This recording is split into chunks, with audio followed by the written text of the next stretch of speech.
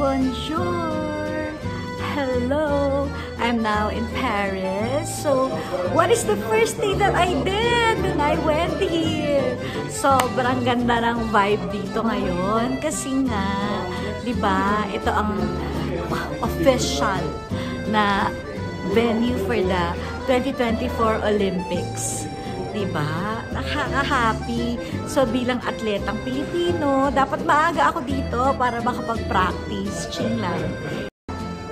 So, the first thing that we did was to go on a river cruise sa Seine.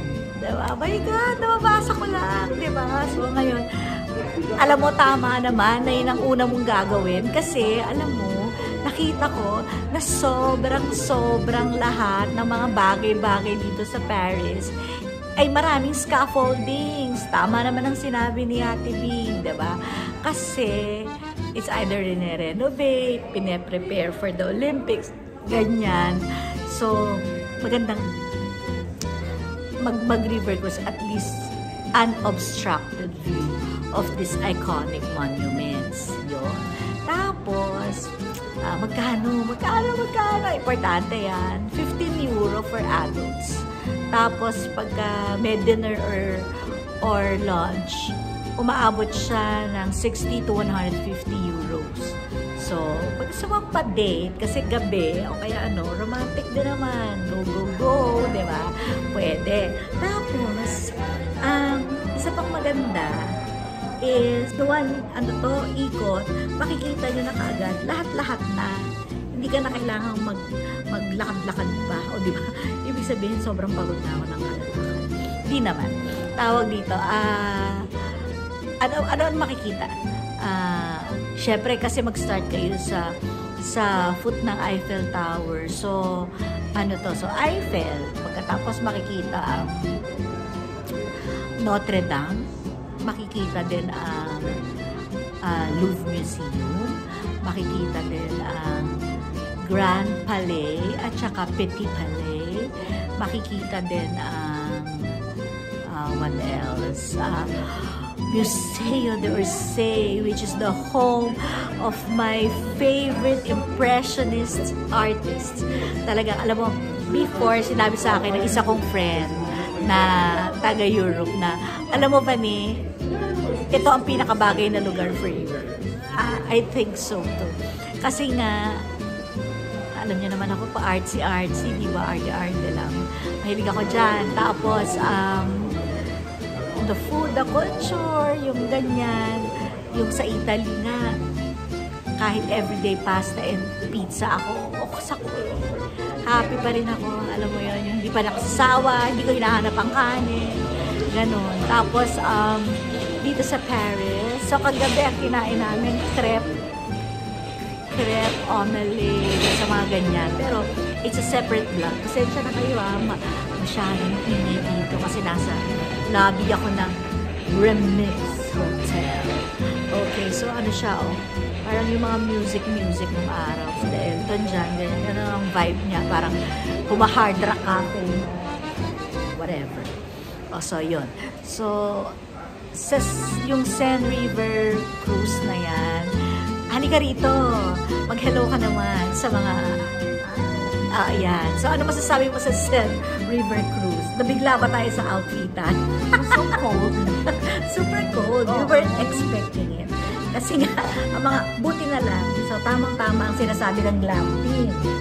Alam niya na, ang glam team ko, iisa lang siya. Si Ate B.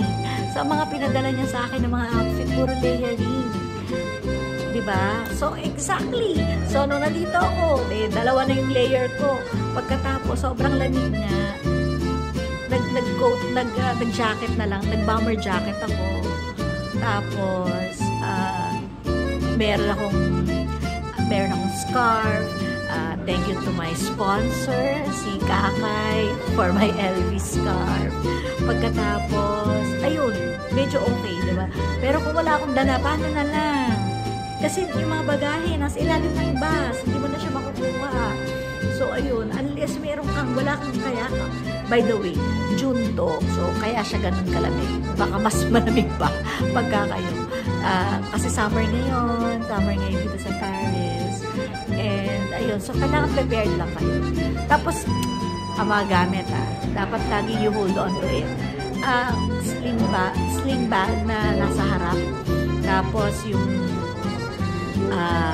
backpacks na pero yung zipper hindi kita. Yung alam mo yun, may mga ganun nga yung mga backpacks na hindi na upuha. So tapos basta laging ganun. Ako din, kasi meron ako isang bus bag. Ito. Yes, this is my bus bag. So ang bus bag na ito, pagka lumalakad ako, nandito sa floor. Hindi siya nakaganon. Para kung nanakawan man niya, wala man siya manakaw, diba? Pero pag nanakawan man niya, may hirapan siya, yuyuko ka to get something from me. So yan ang mga tip, lalo na yung siksikan. Kasi yung pababa ng boat, naku po, siksikan, ever. Tapos ngayon, pag uupo kayo dun sa boat, dapat ang uupuan nyo yung, kasi diba, parang, diba, itsura boat, parang ito space, tapos ito yung parang merong lalagyan no? Yun yung para sa captain, tapos another, naman, mga upuan. So kami dito, unobstructed. Tapos halimbawa, diba, rows.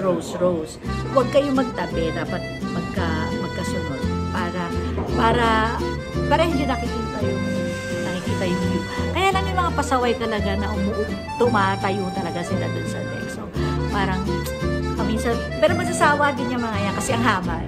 So parang it's an hour of river cruise. So mababa rin yan, uupo din, ganun. So kailangan galingan nyo lang ang mga selfie techniques. Hindi magwo-work dito ang 0.5 kasi makikita buong tao, dapat lang talaga yung normal na selfie lang. Kasi nga, para ikaw lang at saka yung iPad, ganun lang yung peg. Sobrang lamig talaga. Ladies and gentlemen, kaya kita nyo naman lola nyo naka-parko. Hindi naman to fur coat. No, today we are going to the shopping district. So, mag-outlet kami dito sa Paris para maiba naman. Since wala na nga kami mapupuntahan, joke. Tignan natin kung in the next 2 days kung mag-o-open ang mga streets or whatever. Let us see. Pero so far, so great. I love Paris. See you on my next vlog.